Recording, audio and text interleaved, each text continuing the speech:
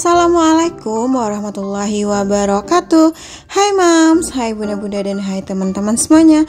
Apa kabarnya nih? Mudah-mudahan dalam keadaan sehat walafiat ya, dan selalu dalam lindungan Tuhan Yang Maha Esa. Amin. Dan karena hari ini udah gajian, saatnya saya budgeting untuk mengatur keuangan rumah tangga. Dan disclaimer dulu ya teman-teman, ini bukan ria, pamer ataupun apalah namanya. Ini hanya sekedar sharing aja bagaimana cara aku mengatur keuangan rumah tangga di rumah tanggaku.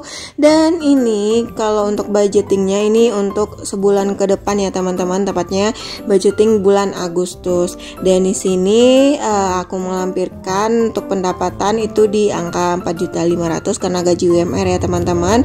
Dan juga di sini aku mengelompokkan dua kelompok, yaitu pengeluaran tetap dan nantinya juga ada pengeluaran yang tidak tetap. Dan pengeluaran yang tetap itu misalnya seperti kontrakan, wifi, dan listrik itu setiap bulannya sama ya teman-teman. Dan kalau untuk pengeluaran tidak tetap itu nominalnya bisa berubah setiap bulannya, tergantung dengan penyesuaian pendapatan dan juga pengeluaran gitu ya teman-teman. Dan di sini untuk kontrakan itu di 750.000 sebulannya, dan untuk wifi itu di 390.000 per bulan, dan untuk listrik itu biasanya 250.000 sebulan ya teman-teman. Dan di sini kalau untuk tabungan itu saya anggarkan untuk tabungan anak 100.000 per bulan, dan juga untuk tabungan bulanan saya itu 100.000. Dan untuk tabungan bulanan ini memang segini anggarannya ya teman-teman, dan jika nanti ada sisa dari budgeting bulan sebelumnya juga nanti saya tabungin. Cuman kalau untuk mentok-mentoknya mungkin sesuai dengan kesanggupan masing-masing dan keuangan masing-masing aja gitu ya teman-teman. Dan untuk kalau untuk tabungan anak itu biasanya saya anggarkan untuk sekolah anak seperti itu. Dan untuk iuran RT itu 40.000 sebulan. Iuran RT itu bisa sampah dan juga keamanan gitu ya teman-teman. Dan lanjut untuk sekolah anak dan juga ngajinya itu di 70.000 saya anggarin, karena untuk uang ngajinya 20.000 sebulan dan uang sekolahnya itu sebenarnya nggak nyampe 50.000 ya teman-teman. Dan anak saya sekolahnya bukan sekolah yang mahal gitu, jadi standar lah, jadi masih uang sekolahnya masih sedikit gitu ya teman-teman. Dan lanjut ini untuk totalnya di 1.700.000 sebulan. Lanjut di pengeluaran tidak tetap. Di sini ada belanja bulanan itu 300.000 rupiah, dan belanja bulanan ini seperti biasanya beli sabun, gula, teh, odol, dan juga sabun pencuci piring ya teman-teman. Jadi ini tuh untuk kebutuhan rumah sebulan gitu. Dan lanjut untuk belanja mingguan itu saya anggarin 1 juta. Jadi seminggunya 250.000. Jadi 250.000 udah sama lauk. Ntar kalau ada sisanya beli buah gitu, seperti itu ya teman-teman.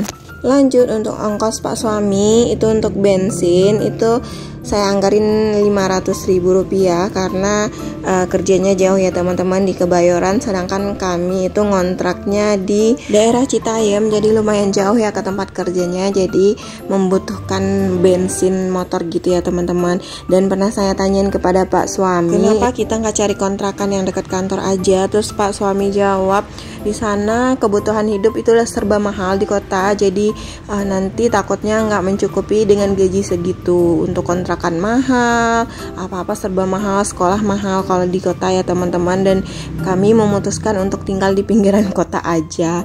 Lanjut untuk beras dan gas itu 200.000 per bulannya.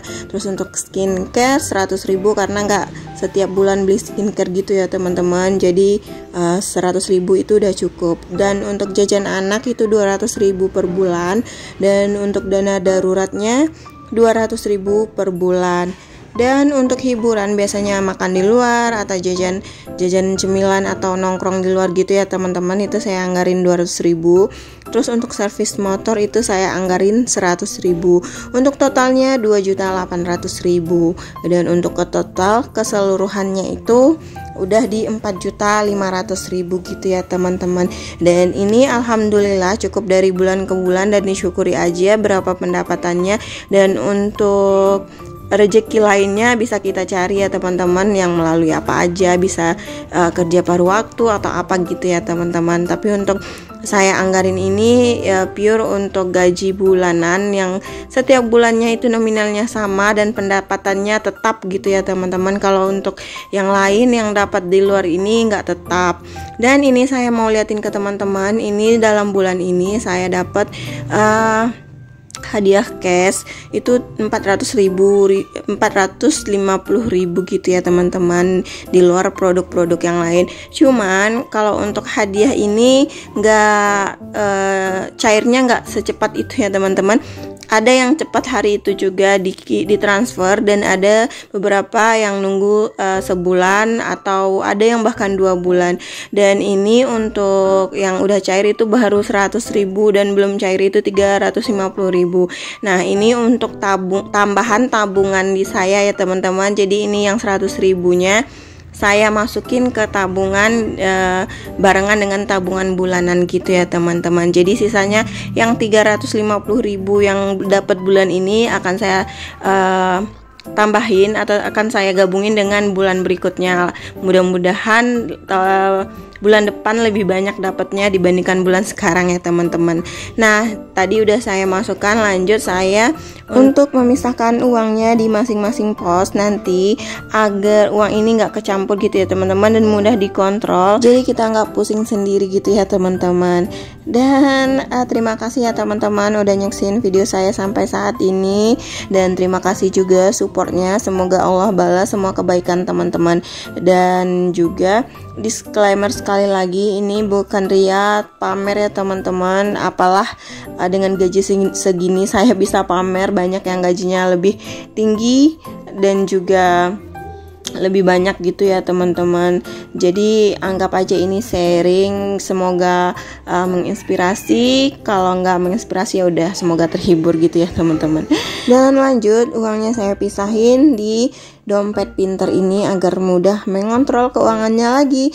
Dan sampai di sini dulu video saya kali ini ya teman-teman. Terima kasih banyak, sampai ketemu di video selanjutnya. Saya ucapkan terima kasih banyak. Assalamualaikum warahmatullahi wabarakatuh.